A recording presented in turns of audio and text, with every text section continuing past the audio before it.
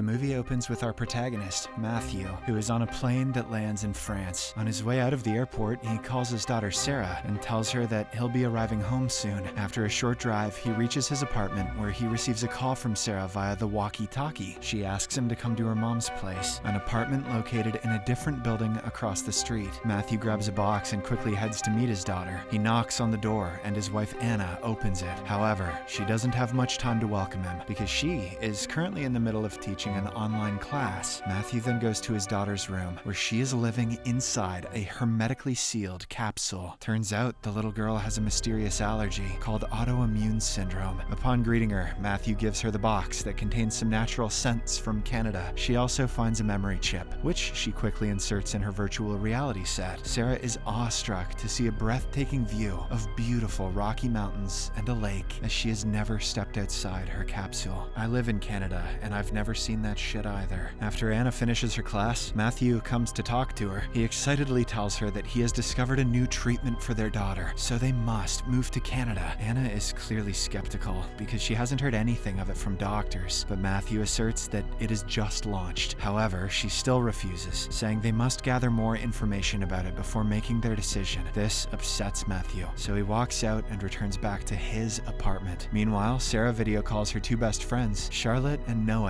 who also have the same condition as she does. Get in, bitches! We're going to VR Canada! Later, Matthew is in the middle of a shower when an earthquake hits Paris. The power suddenly goes off and Sarah's capsule changes to battery mode. Scared, she calls her father, who hurriedly dresses up to get to her. As he makes his way out, he hears loud sirens and screaming voices of people. His confusion rises further when he discovers a flock of birds flying in the sky. Matthew then walks towards a junction where he discovers a shocking sight. Thick, deadly fumes are emerging from the ground, and everyone who inhales it dies instantly. He soon sees the gas spreading through the streets, taking over the entire city. Sensing the imminent danger, Matthew dashes towards his family. He immediately asks Anna to accompany him, warning her not to breathe the toxic gas outside. Anna is worried about Sarah, but Matthew tells her that she's safe inside her capsule. Following this, the couple rushes upstairs, while the deadly gas also makes its way up inside the building. They make it to the top floor and enter an apartment where an elderly couple, Lucien and Colette, live. Once inside, they quickly shut all the doors and windows and watch the fumes eventually settle at the roof level. Sometime later, they step onto the balcony, only to discover that the entire city is covered by the mist, leaving only the rooftops visible. Colette is worried for her son, but Lucien somehow manages to console her. Meanwhile, Matthew starts thinking about their next move, while Anna talks to Sarah via walkie-talkie. The little girl seems scared as the gas in her room has become thicker. Anna then checks the capsule's battery on her phone and estimates that it'll last approximately for 10 hours. While at the balcony, Matthew is approached by Lucien, who tries to call his son but fails. The elderly man then tells him about his son, who lives on the ground floor of another building. He's optimistic that his son is okay as he's smart and clever. Back inside, Anna asks Matthew about what they should do next, but the latter is also clueless. Just then, Lucien retrieves an old radio from his closet, but it doesn't seem to be working. While they try to repair it, Matthew walks out to the stairs, intending to check the mist. He puts his hand in it,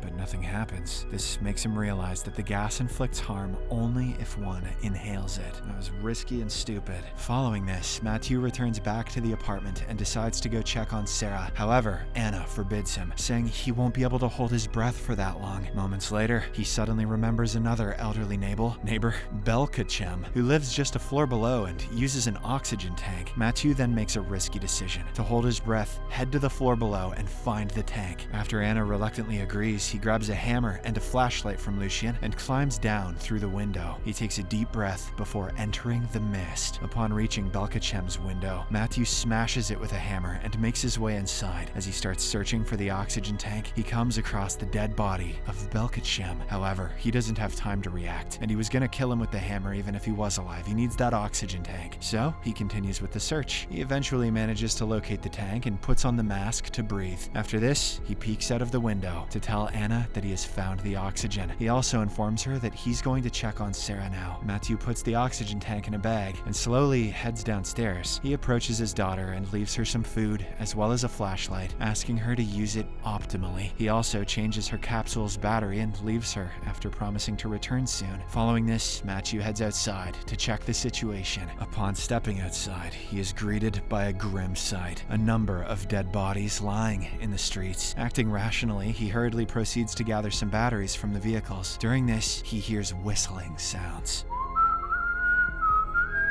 Careful, Matthew, that's Proto-Man, prompting him to head towards the same. He encounters some soldiers leading a group of survivors, all wearing gas masks. Turns out they're headed to Montmartre, a hill that sits above the level of the fog. Matthew asks one of the soldiers about what's going on, but they also don't know anything yet. The soldiers then give him a face mask, asking him to accompany them. However, Matthew refuses, asserting that his family is waiting for him. He then requests for one extra mask before parting ways. Upon returning to the apartment, Matthew tells everyone about what he saw and how the soldiers are leading the people to a hilltop. That night, Anna continues her attempt to fix the radio, while also conversing with the elderly people. In the interim, Matthew goes to the staircase to check on the fog and realizes that it's rising a few centimeters every hour. The following morning, Anna successfully repairs the radio, but all the channels relay the same emergency message to stay safe. Just then, they hear an explosion, so Matthew and Anna hurriedly climb to the building's roof to check the matter. Through binoculars, they see riots breaking out among the survivors at Montmartre, probably due to the lack of place to stay. After this, Anna suggests that they go to stay at Charlotte's place in the hills, so that Sarah can share her friend's capsule. But in order to move her, they need a sealed suit which is stored at a nearby laboratory building. Thus, Matthew and Anna decide to head towards the lab. Before leaving, they visit Sarah and inform her about the plan. She likes the idea, but requests them to visit Noe,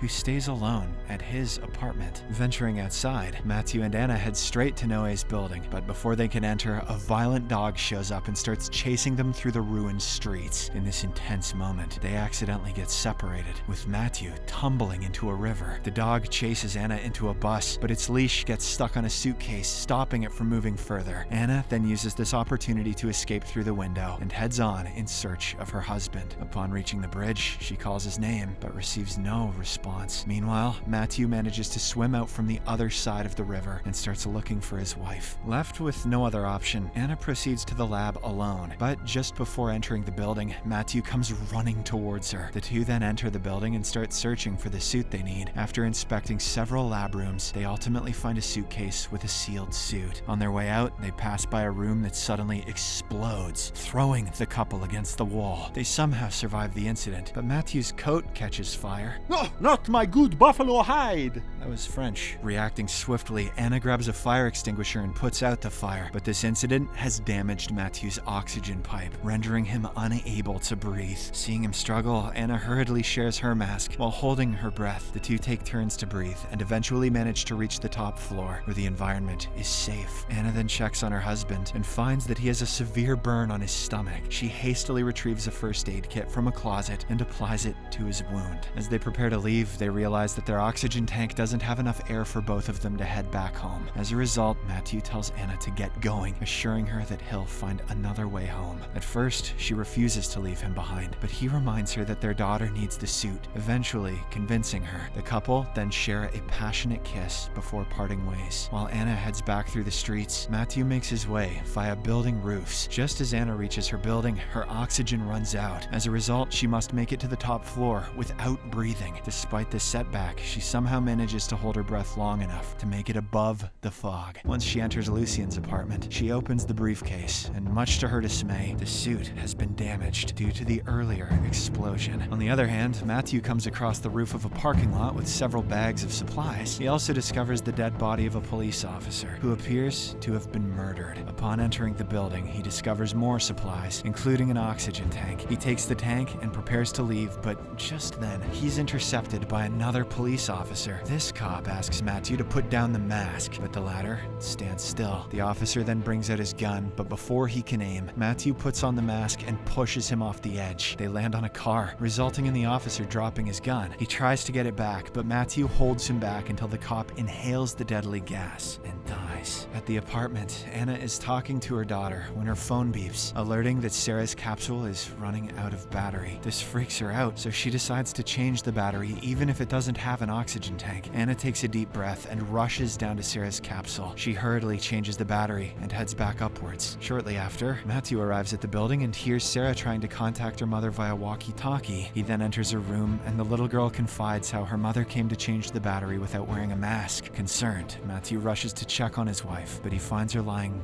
lifeless on the stairs. Turns out she was only a few seconds away from reaching the apartment. Matthew is devastated by the sight and he starts crying uncontrollably. After a while, he grabs the walkie-talkie to tell his daughter regarding the bad news. The following day, another earthquake shakes Paris, which causes the mist to rise even more. Realizing that they can't stay here for much longer, Matthew decides to go out in search of a bodysuit for his daughter. He also assures Lucien that he'll find 2 oxygen tanks for them, but the elderly man refuses to leave. He expresses that he and his wife have lived a good life, and they're happy to accept this as their end. Helpless, Matthew apologizes for their predicament and walks out. He then goes to Sarah to tell her that he's venturing out. The little girl forbids him from going, fearing that he'll end up like her mother, but Matthew promises to return. "I'm going to get oxygen tanks, honey, not milk." Following this, Matthew wanders around the streets and eventually notices the dead body of a bus driver wearing a hazmat suit. He quickly retrieves it and grabs a nearby scooter, making his way back to the apartment in freaking style. But while riding amidst the low visibility, a boy suddenly comes in his way. In an attempt to evade collision, Matthew swerves the scooter handle, causing him to crash and hit his head. People crash everything in movies, even scooters. On the other hand, Sarah tries to contact her father, but receives no response. A short while later, she hears someone entering her room, which freaks her out. Back on the street, Matthew regains consciousness and realizes that his head is bleeding. Despite this, he keeps running towards the building with the suit in hand, but now he has become very fragile due to the pain, so he has to stop